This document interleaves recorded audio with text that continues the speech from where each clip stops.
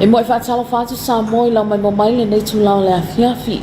Nau Missionary mai mo se whaapoponga whale nei alau Samoa taunumulongo. I tala I tumoa, o lea sole na whaamna tuina le tasi tau sanga o le po kalame whaapitoa. A lea o so whialo whani, e peona whaingoa ina o lea sa tofi I le lanu Yuli. Sao tilinga lea o le ne reporti. O le asa tofi I le lanu Yuli, o le po kalame o lo whaatawa ina I le tau mawhai, e te te atu sawanga, le asa whaalawi loa amatalia I le tau sanga wa tuanai, I le masino SETEMA, o lo tau na moa I le au so whialo whani a mitisi. Ma o le tayo nei le an atoa I le tasi tau sanga o le whaamoe moe, mana amatalia le sauni ngā lotu, na taitai le sunga le whaafengainga, ia a mosa tapua I. Tau te leiloa ea o le malu o tau o le atua. Lo nofo foi le nganga o le atua I tutonu ia te utau. A whai e whaleanga I se tasi le malu o le atua. E whaleanga ina le nata ngata e le atua. Ua e pa ia le malu o le atua. O utau lava ia. Whamone mai le atua le whitawina o la nafionga pa ia. O le manatu au tu o le nei asa tofi, po le pol kalame o le Thursdays in Black. A toa iai le tausanga. Mai lona uluai sauninga na tātou wha manatu inai le nei wha moe tāua. Le moli mau ma le whiau tau longo le kālesia. Manao mia se ainga no e kālesia. Atu no ma se lalolangi e saoloto mai sauanga. Matu ya male matanga upo le apostolo Paulo so se tangata ola o malu umale atua e lea vese upo malu I se maota o se whaiwhiau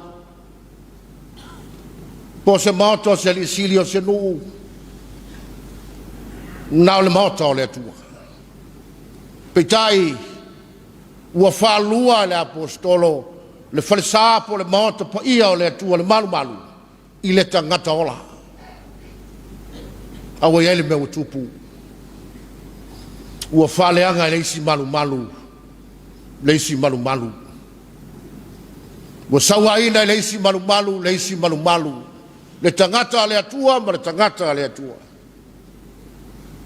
le atali o le atua ma le atali o le atua le afafine o le atua ma le afafine o le atua mana tua le upo Estasio Presidente America I suafa ya Abraham Lincoln na ia whapeai America. Our nation will never be destroyed from the outside, but if we falter and lose our dignity and our freedoms, it is because we've destroyed ourselves. E lea maia se mea ola mai seisi paneta tulou, po seisi mea ola le fuafuanga le atua tulou, na te sauaina le tangata le atua. E sauaina lava le tangata o le atua. Le tangata le atua.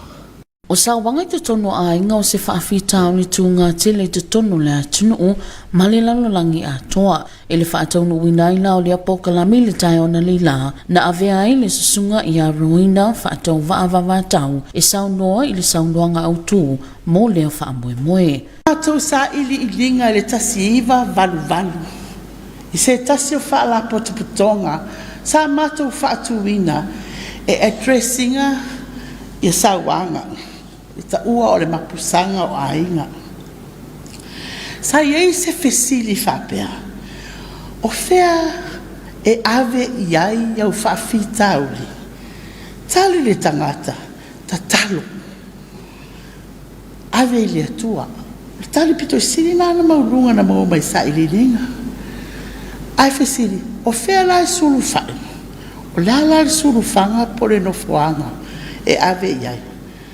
Ai whai mai tangata, ave leo. E muli a, pito I lalo, whai whea. O whai ngataia I mātou, ona wheso o tai, le lau ta inga I le tatalo, ma le o I au na le tua. I le ione valu, i le tala, i le fafine na mulilua.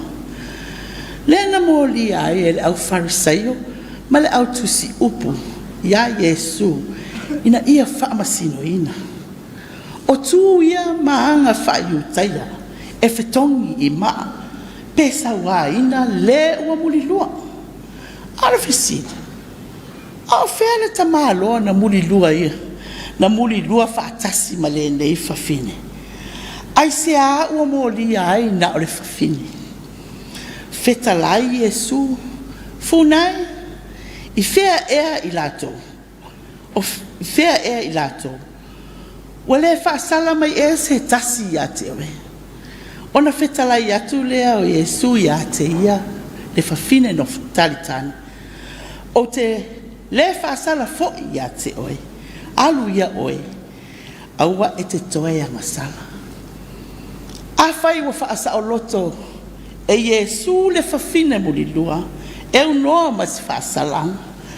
Ai se a o tātou le whaia I whapea, pei ona ia whaia. Whaasa o loto, tangata mai sawanga. E tari tonu lo whaatau waa. O le wala au foile a Yesu keriso, mo tangata kerisiano, ma le e kale sia le atua, le au so fealo fani, na ia tātou whaasa o loto, ie wa sau waina. Ia tātou whaia ma le alofa, ai aua ma le whaasino sino lima, awa o oe nei, o au tai au.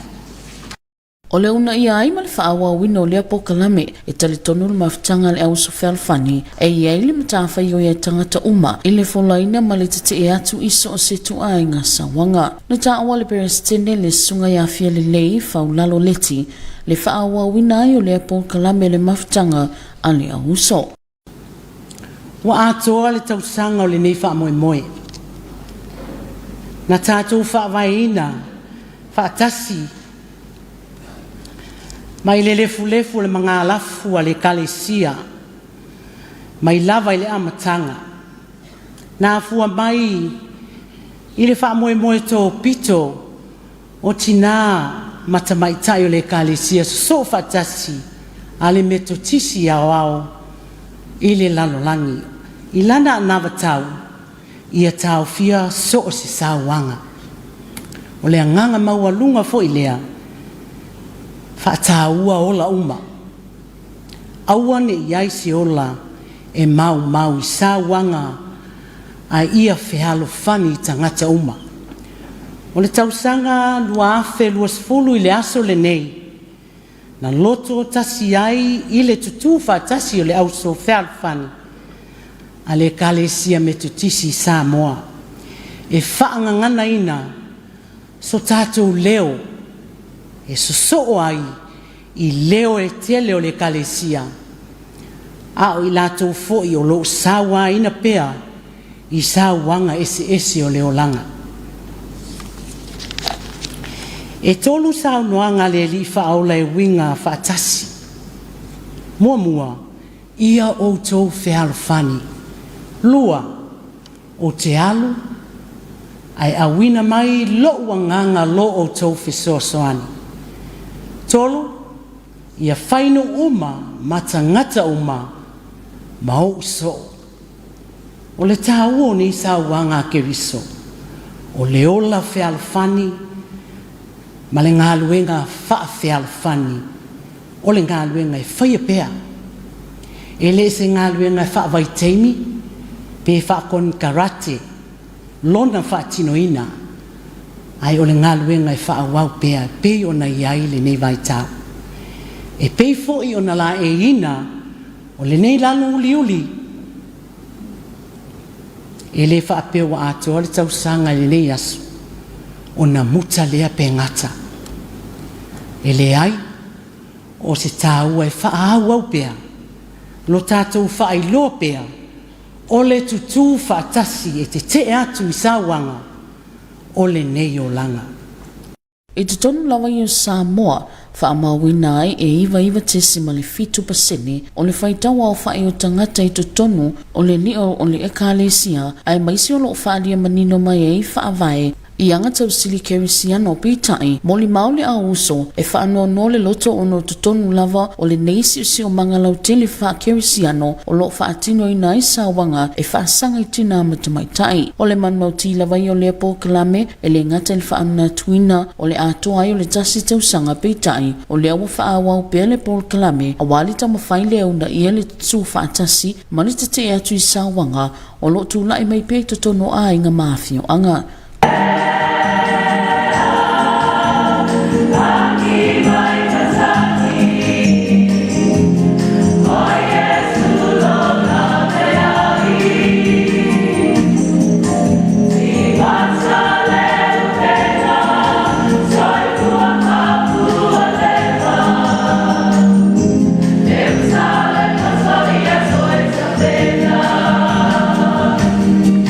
Christine Mateo, Mosamo Talungulungu.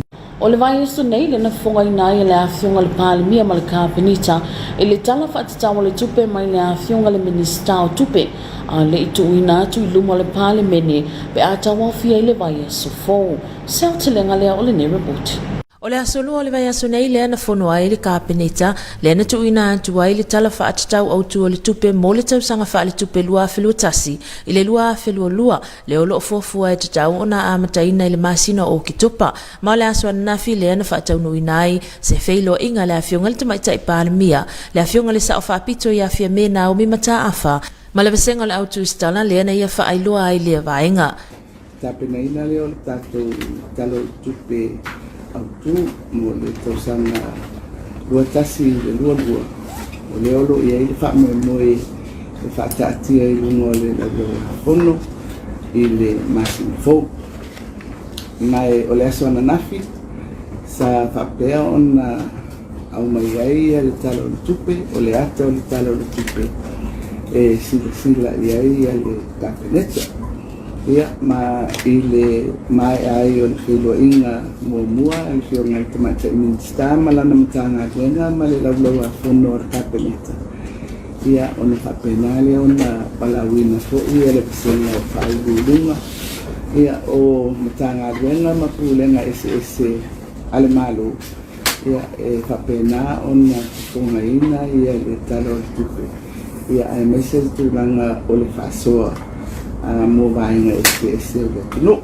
Ma o se ngā luenga na mamoli ai lea ngā whaaftai e le afionga le tamaita i Palemia e whai e misui o le Kapeneta e whaafeta i le ngā luenga fita sa whianga i ma le mtanga luenga o tupe whaapea le tamaita i minista ai na saunoa le afionga le tamaita i Palemia o lo owa i le fuafuanga i te tauna tau o fia le Palemene i le masina le nei o SETEMA e tala noa i nai le tala autu o le tupe a wafuafuanga mtanga luenga whaapea pulenga SES le Malo i ala tau ngā luenga whaatino.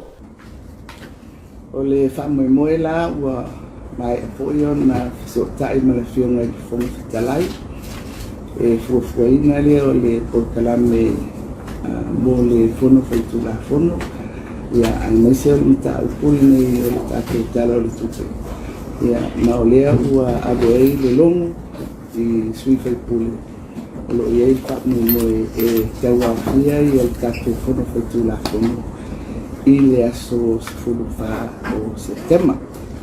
Saunoa fia mea o le tala autu o le tupe whatoa whaalau i loa i luma o le whono le Palemene pe atawa o fia i le aso sefulu wha o SETEMA lua a whelua tasi. Pai mutalo ale mo Samoa taulongolongo.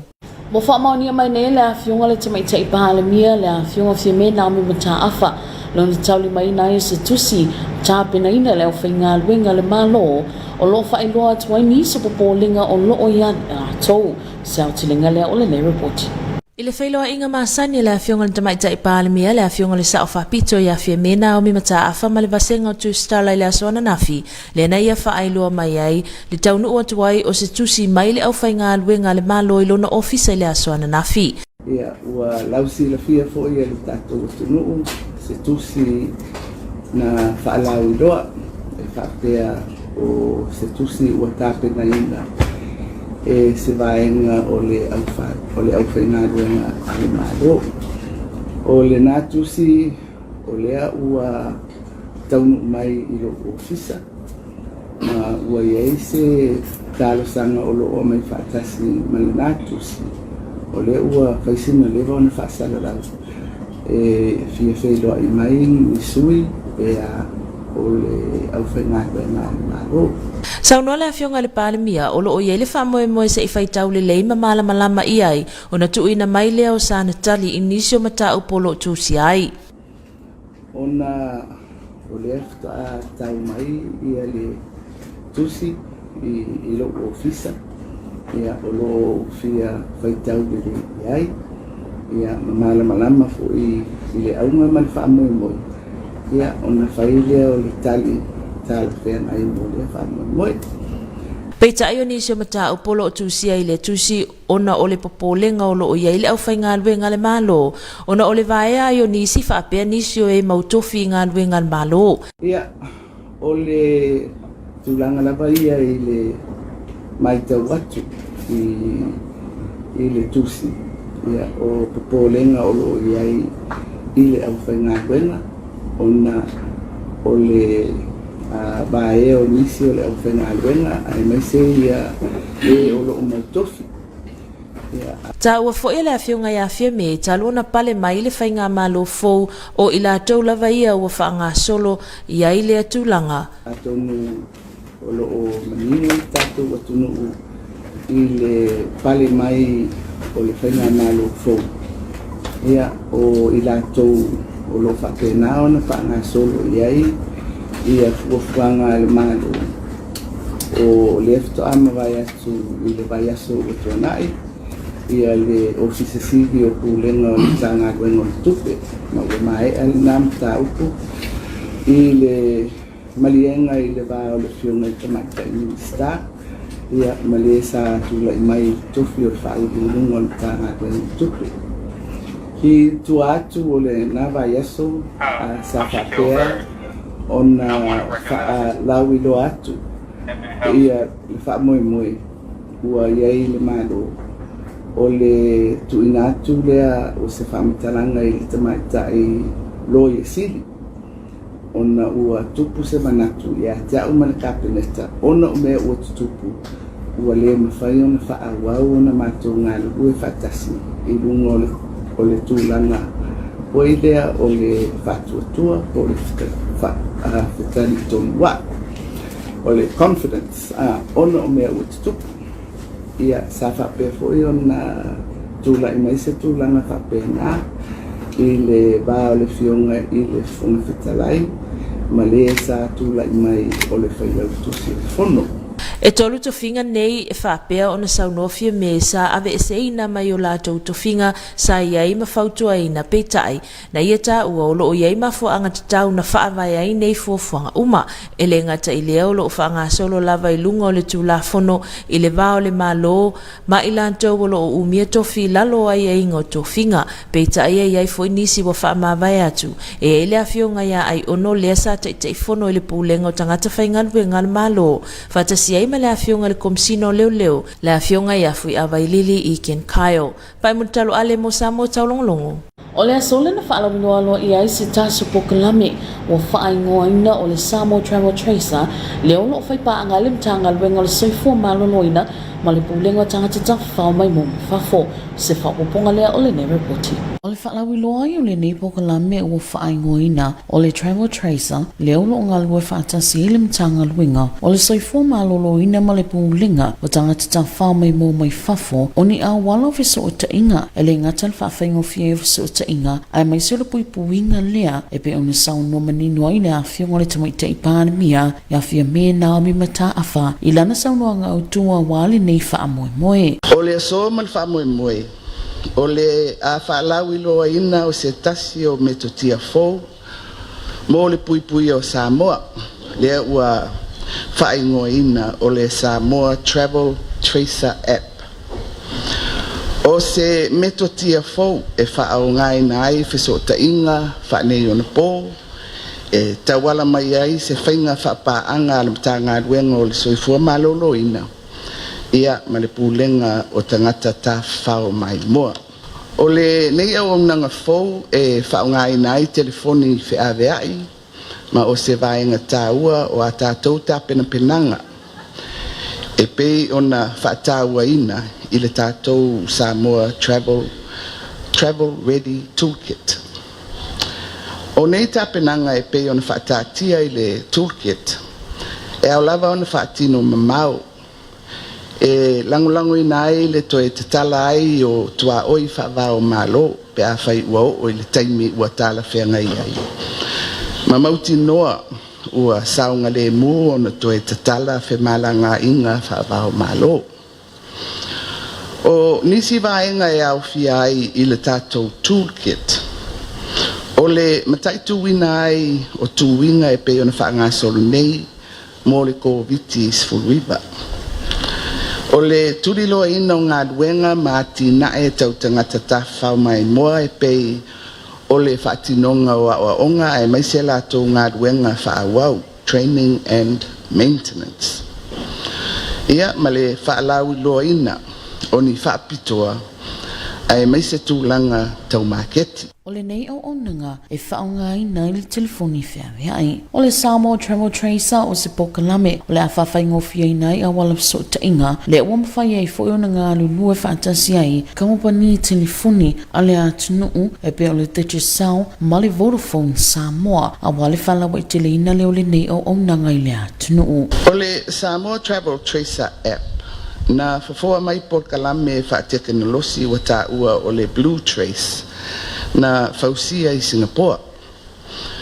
O le nei pokalame e saunga le muto e malu pui puia. Ma o lo whaangai na nei e nisi o Taunuu e au fia ai Australia mawhiti. Mai e fia tele ai le anganga e whaalawi lo atu mo le sila fia o le nei au nanga fau.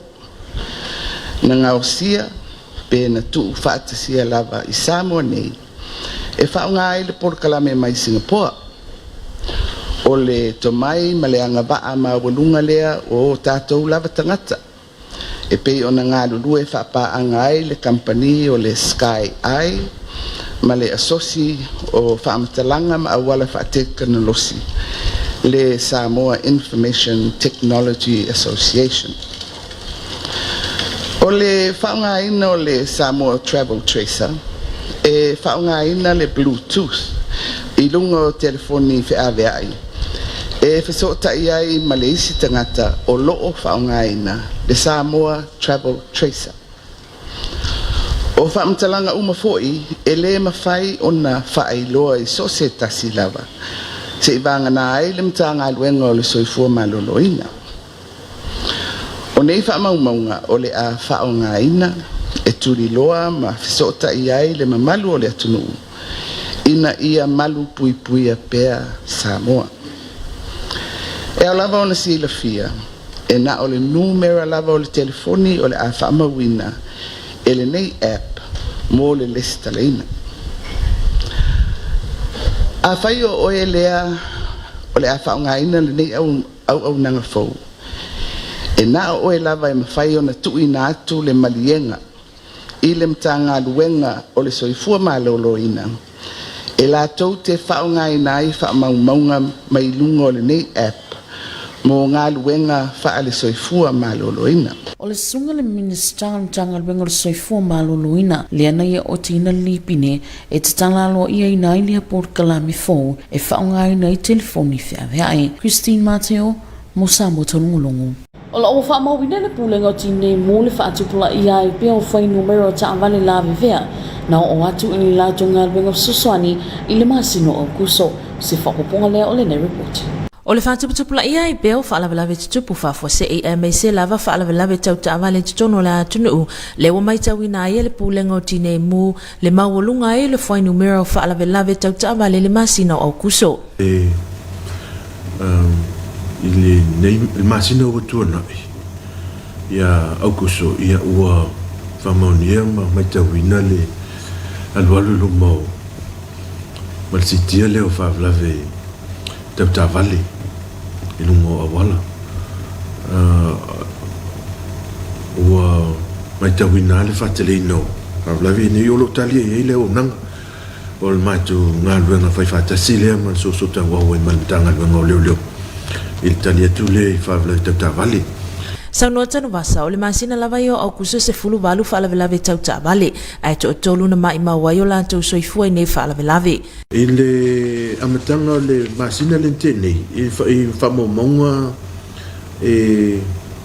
se fulu valu ia fa la tau ta vale le masina o kuso o fa la velava yo lo mo fai ona lo mo ina ile pulenga e ayu lai e to lo tene lava i fo i fa la velave te matinolo o fai ona fa mo mauele tanga longa leo ai o le fa mo manga le pulenga tine mum fa la tu fa fosse ia au kuso me yu lai e tolu ia yu lai se fulu valu ia kuso so te le io se fa poponga pe tilo i pe fa tu se il masino o yu lai il am tanga vo le a te san fal tu pele ne lua fe lua ta si lua fe lua o la le e tara fa o le ua le fa i ua bo lu su tasi fa la ve masina i lua i a tanga i po to lu la to wa fi ai e so i fu ai tu langa i misio lo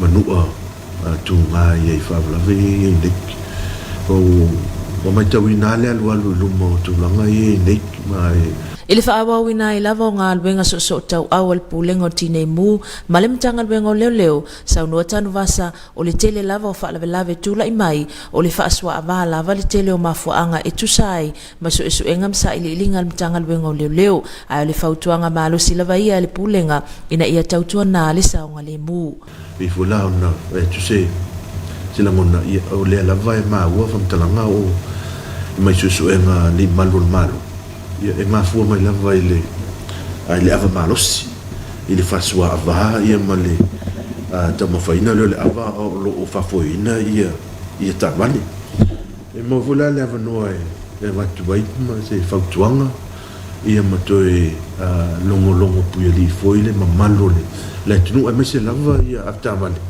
a mon se I tautua na ia le saunga le mu se lava le fasua vapa fa foina foi tava le pita mafale le pia po ava malo si pa fe mai male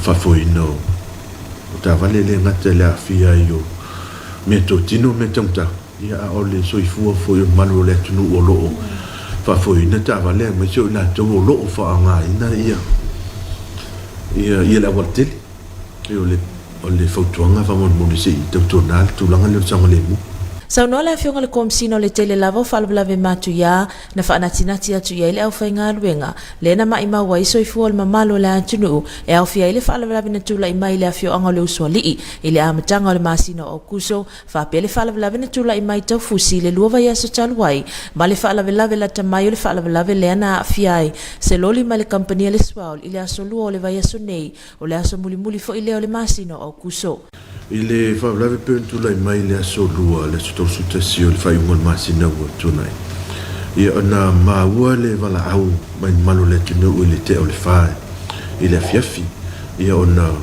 whanatinati le fatu topet foi le iai o le au nanga e te anu atu le au nanga ua au mai e nisi o malo le tunu o ia I la tau la o na fiai o whamtalanga I whape na o le to alua ia I la ua sa iai tutonu o le loli na mai la inisi o le malo le atu na mua tau atu ia I le whaarelave lea na tanu atu ia le tavale mua le au nanga ia whape foi le tavale ave mai le ambulance ia ona transfer lo le ia o ila ua nei ia mawha a wawa lo le I le whanmai I le muanga le sifana vaenga le o nanga matas whangaina ia whanmai no itua I la talata I le me le no whanga tulai mai e whaarelave ana nga ila I le muanga tau no I le muanga ia ma whamaunia mai e fo mai le muanga ia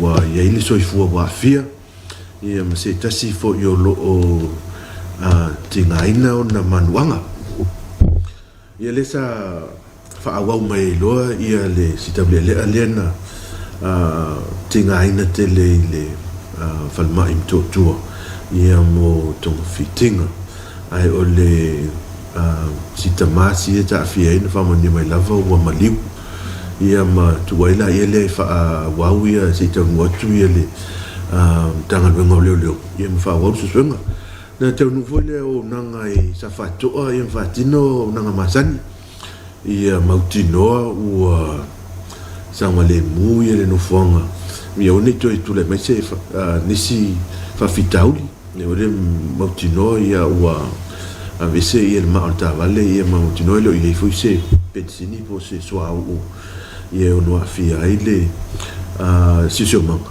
ia ma ono toi tupu mai se si whaula pe unite mo o solo ise mu tu long pena o le fautuanga lava ia mai le mtangaluenga o tinei mu le mamalo le Taunuu o le tausia pea o le saonga le mu o se ngaluenga e whaifatasi ai mai se lava ia i latou e whaafoeina ta avale ina ia whaafoe ma le whaaitete ma ia alo mamau e se mai ma le whaasua ava ma o loo fautuaina fo i le mamalo le Taunuu i taime whaalawalawe whaafosei ina ia wavelongo ina le pulenga mo se soani ma ia whaonga te tau whaso tainga e lawe a iai soifua o tātou tangata ia o le tulanga na lo iai o le fautuaina lava le mamalo le Taunuu ia waveo na wala au man wala au le numera whaafosei po le numera mo whaavlawe whaafosei o le iwa testasi na waveo no ele o nanga ua mai tawina lava le totero malo le Taunuu o lo whaongaina mo le toi fo ile whamalo mai whaftai na o na isi lava wala ia toi fia whamanatu lava no malo le Taunuu ina ia tautona pea le tulanga le ia whawo pele waveo na wala au mai ina ia waveo na o tuele le o nanga ia o isi la tulanga pi e pule lava le tangata ia le me fia whailante foti ia ala vua i tu la fono ina i mwhai e o na tau fia le tapu e wata ma whasa lau lava i teimi nei le teimi o roto poi le whao lave pe lava o le whautuanga lava ia mai le pulengo tinei mu whao lave tu whafose ia o le tona tupu mai lo whao lave wave no wala au le iwa testasi Mol sila fia e whānau whanga o loo iei nei le au nanga le pulenga o tinei mu e lua ofisa e upolu nei ma ofisa fo i e lua le motutele i sa la whai. Mol sila fia e ono ta avale la vea i o loo i le pulenga po ambulance e wha o loo whaonga i upolu ma le lua o loo i le motutele i sa la whai. Mai tu sama le selau fitus fulfale au whai ngā luenga o loo ngā lue nei lalo le pulenga whatasi ai mai lato o loo fufua i nātu le au nanga e tusa lea ma le 5 i le teimi nei silia ma le 2 le au whai ngā luenga o lo ofu na tu le au nanga po volunteers o lo ofso swani le officer fa la vet tupu fa fo se po le New York i no fa ngolo fa no fo se ai i la to lo malanga mai fafo fa pe foi male fa nga solo ina o le fai o tu pui pui le fal mai o le covid se fu le iva pa mo talo ale mo sa mo talongo se vai ngala te mai ne ngole tau mo le po nei male aso tai au e te fa talo fa tu sa mo lo mai mo male ne tu la fiafi malolo na sa ile ne aso Alo mai se whapoponga masani fo ele nei, o lau tala ta. Ona iau mawalalo wha peo mawalunga o lo ofitia i pia Samoa, peo na vaia la ta satelite le oli nei. Whawhanua tau o savilo to o loa ngali mtau polo o lo o afia i pia Samoa, mai afia iau manai timu ini siu taimi. Malpo nei e maatele ina langine lei se ia vangana ina i timu. Malas wharaile o le awha asole ina wawa manai timu ta ulvava solo ai. Matai fale po nei o savilum ta polos fuli mga 5 kilomita le to la o nga sami sauti. O savilo to aloa nga mta polo il was furunga tolos 4 kilomita le to la mga lutasi tesman 5 mita. Malasa tayo savilo vai to elawa nga mta polos fuli mga 5 kilomita le to la o nga lutasi tesman 5 mita. Matai fale sauti savilo to aloa il was furunga tolos 4 kilomita le to la o nga lutasi tesman 5 mita.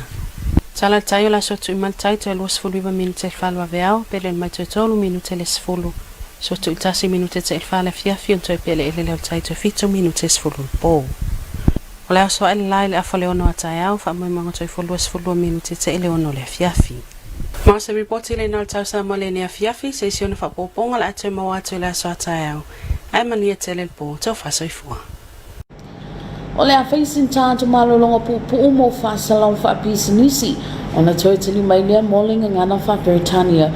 Your TV2 News will be right back after this short commercial break. Greetings and Talofa Lava, welcome back for English Bulletin for this evening. Leading our bulletin, the Methodist Women's Fellowship celebrates its 1-year anniversary of their program called Thursday in Black. Here's more on this detail. Thursday in Black is one of the program promotes violence against women that was launched last year in September, led by the Methodist Women Fellowship. This morning marks the first day of the event and began with a ceremony led by Reverend Amos Tapua'i. Family, village, nation and churches are needed to be freed from reckless and wild violence was the theme for its commemoration. As stated by their program, domestic violence is a serious problem nationally and globally. To promote and continue the program, the AWUSO believes that everyone has a responsibility to stop and oppose any form of violence. The President, Fielele Faulaloleti, said this program will continue to help alleviate this ongoing issue within families and villages. In Samoa alone, 99.7% of the population is in ecclesiastical circle. In particular, it clearly demonstrates the foundation of Christian values. However, the fellowship testified that it is heartbreaking that is in this social Christian society that violence against women is perpetrated. The purpose of the program is not only to celebrate its 1-year anniversary, but to continue the program in an effort to promote solidarity and resistance to the violence that still occurs in country, within villages and families. Solone Mobilise for TV2 News. The Minister of Finance tabled the new budget this week before the Honourable Prime Minister and the Cabinet to get approved before tabling it before Parliament meeting next week. Here's more on this report. During a press conference yesterday with the Honourable Prime Minister Fiamē Naomi Mataafa, she announced that the Cabinet has already received the draft budget for review, and she said the budget will be tabled before Parliament this month. The Cabinet received yesterday the draft budget prepared by the Minister of Finance and the Ministry of Finance for the annual budget of the year 21-22. It has been prepared with the hope of tabling the budget in later this month. It has been determined now that Cabinet has had the opportunity to review the draft prepared by the Minister and her Ministry, that the budget will be tabled on 14th of September, which is the date that has been set in consultation with the Honourable Speaker. It is important that the budget is approved and passed by Parliament at the end of September, so that the budget processes and the workings of government can be returned to normalcy beginning in October, to take us through to the end of this financial year, which will be June 22. She also acknowledged the hard work done by the Minister of Finance and the Ministry in putting together the budget for the financial year 2021 to 2022. I wish to acknowledge the work that has been done by the Honourable Minister of Finance and the Ministry of Finance in bringing forward this budget.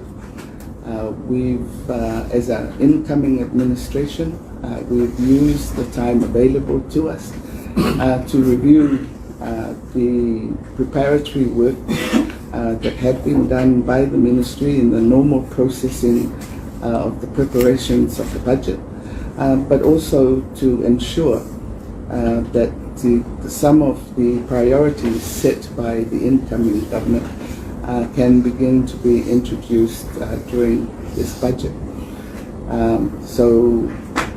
Cabinet, we're very pleased to receive the draft budget yesterday.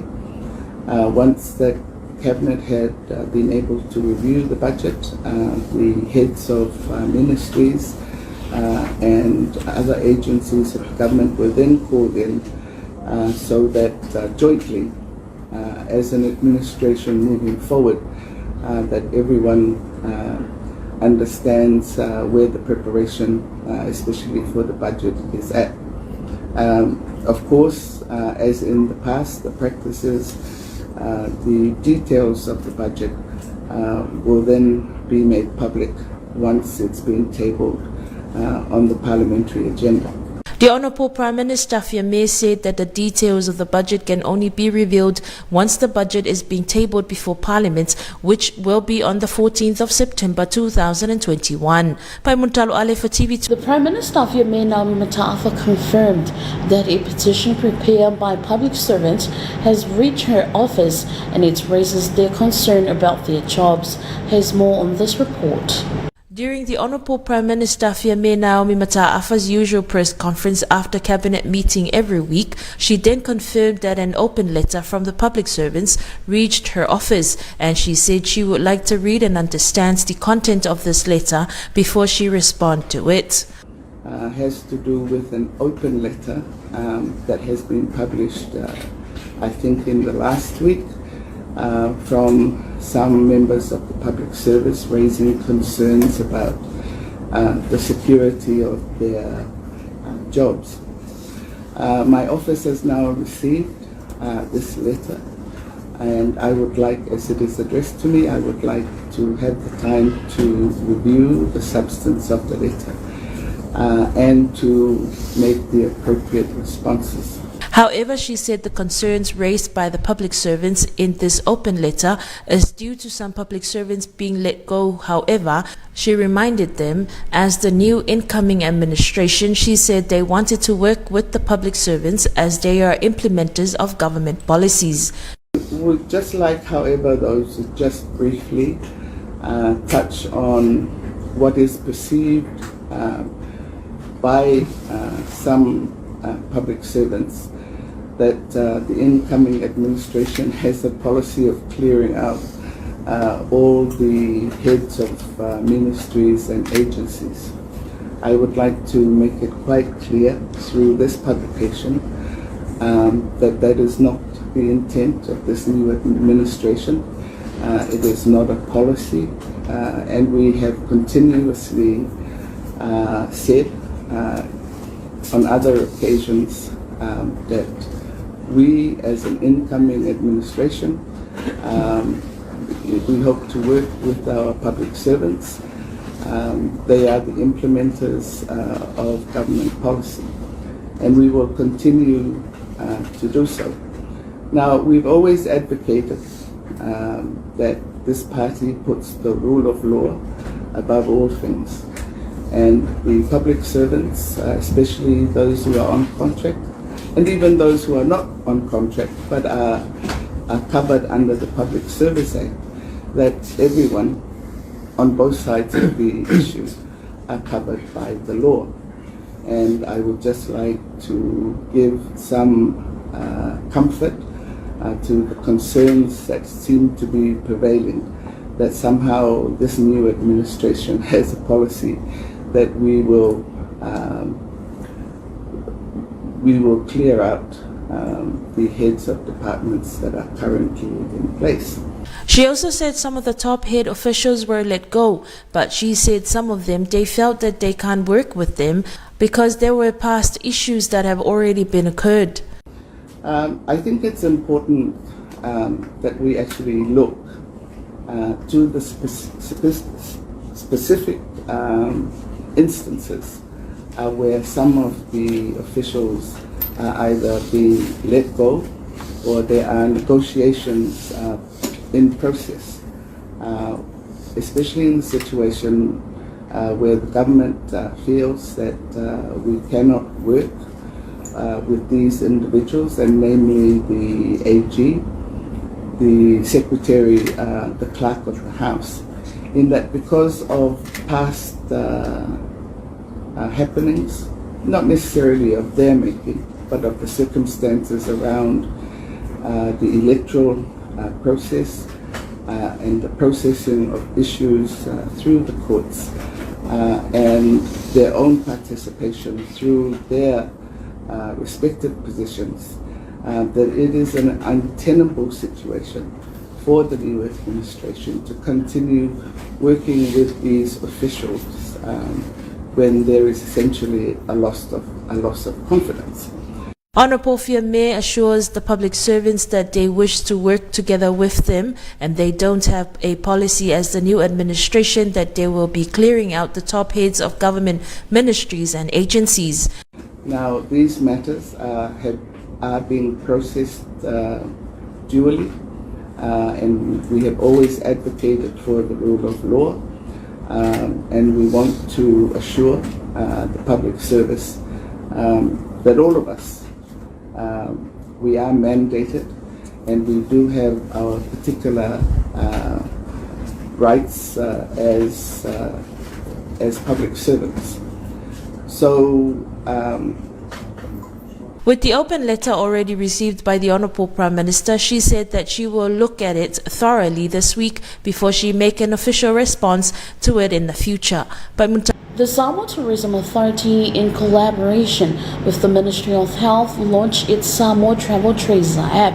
Has more on this report. The Samoa Tourism Authority, in partnership with the Ministry of Health, held an event this morning for the official launch of the Samoa Travel Tracer app. During the Honourable Prime Minister, the keynote address, she gave the brief introductions of the app, with a special mention that it was developed in Samoa by the local IT specialist. The Samoa Travel Tracer is based on privacy, preserving Blue Tracer protocol development in Singapore, and pleased to share this app was developed locally in partnership with the Sky Eye and the Samoa Information Technology Association. Our mobile-owned application, the Samoa Travel Tracer app, is virtual components of the Samoa Travel Ready Editions components, including resignation, tourism business operating, trainings and maintains, and of course sales and marketing initiative. The Prime Minister assuring the protections of individual privacy with the Samoa Travel Tracer app. It is designed to use by the Ministry of Health